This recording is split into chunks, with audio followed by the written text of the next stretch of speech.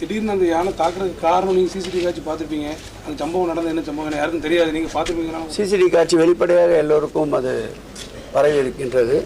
அங்கே ஏதோ அது அப்போது ஏற்பட்ட நிலை, அந்த யானையை செல்ஃபி எடுப்பதற்கோ புகைப்படம் எடுப்பதற்கோ முயற்சித்திருக்கிறார்கள்.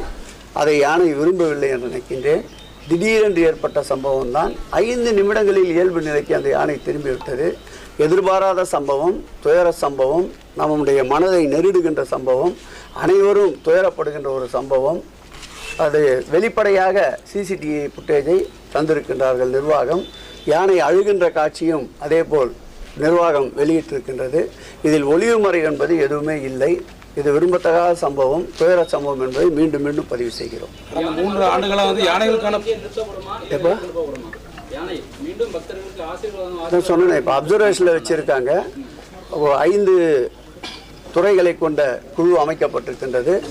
அந்த குழு முழுவதுமாக அங்கேயே இருந்து அதை கண்காணித்து வருகின்றார்கள். குறிப்பாக கால்நடை பராமரிப்பு துறையும் நம்முடைய வனத்துறையும் அங்கேயே முகாமிட்டு யானையினுடைய ஒவ்வொரு அசைவுகளையும் ஒவ்வொரு நடவடிக்கைகளையும் கண்காணித்து வருகின்றார்கள். இந்த கால அளவு என்பது அப்சர்வேஷன் பீரியட்.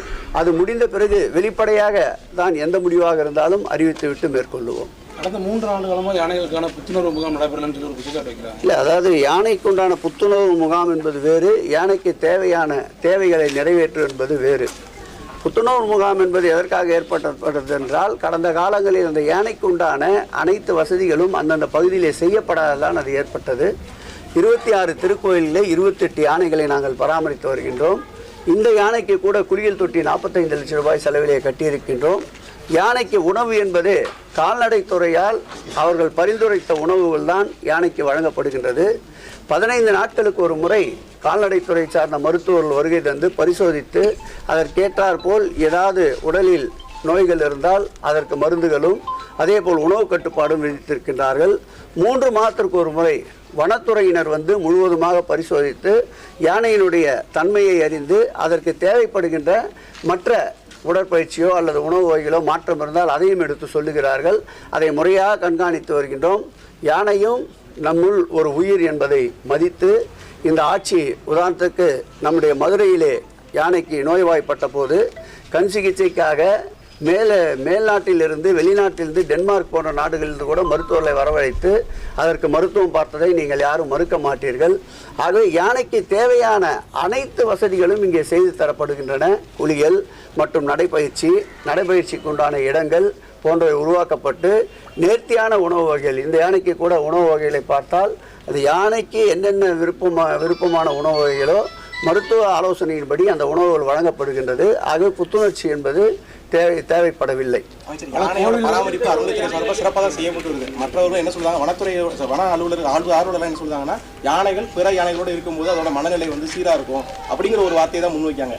முகாமுக்கு போகும்போது மற்ற யானைகளோடு கூட உங்களுடைய இந்த கூற்றை பரிசீலிக்கின்றோம். நிச்சயம் வனத்துறை அலுவலர் கால்நடைத்துறையோடு கலந்து ஆலோசிக்கிறோம். அப்படி முகாம்களுக்கு செல்ல வேண்டும் என்று அவர்கள் அறிவுறுத்தினால் நிச்சயம் அதையும் ஏற்றுக்கொள்ள இந்து சமய அறநிலையத்துறை தயாராக இருக்கின்றது.